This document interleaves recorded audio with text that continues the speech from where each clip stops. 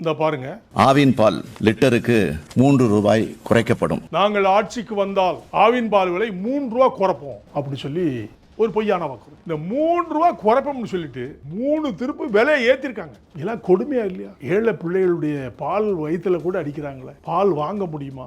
அவ்வளவு விலையை ஏத்திருக்காங்க. ஆக கொள்ளையடிப்பதே நோக்கமாக இருக்கிற திமுக அரசு ஏழை எளிய வயிற்றுல அடிக்கிறாங்க, பால் வாத்து கொடுக்குறாங்க. இதெல்லாம் நியாயமா? அதனாலதான் நான் சொல்றேன், இவங்க பேசுவதெல்லாம் ஒன்று, செய்வது ஒன்று. 3 ரூபா குறைக்கணும்னு சொல்லிவிட்டு 3 மடங்கு ஏத்திருக்காங்கன்னு சொன்னா இந்த மக்கள் எல்லாம் எவ்வளவு கஷ்டப்படுவீங்கன்னு நீங்க யோசித்து பாருங்க. இதுதான் நாங்க திரும்ப திரும்ப சொல்றோம். திராவிட கட்சிகள் பொதுமையாக உங்களை ஏமாற்றுவார்கள். சொல்வது ஒன்று, செய்வது ஒன்று. பிரதமர் மோடி அவர்களால் தேர்ந்தெடுக்கப்பட்ட வேட்பாளராகிய எனக்கு உங்களது பொன்னான வாக்குகளை தாமரை சின்னத்திலே அள்ளித்தாருங்கள்.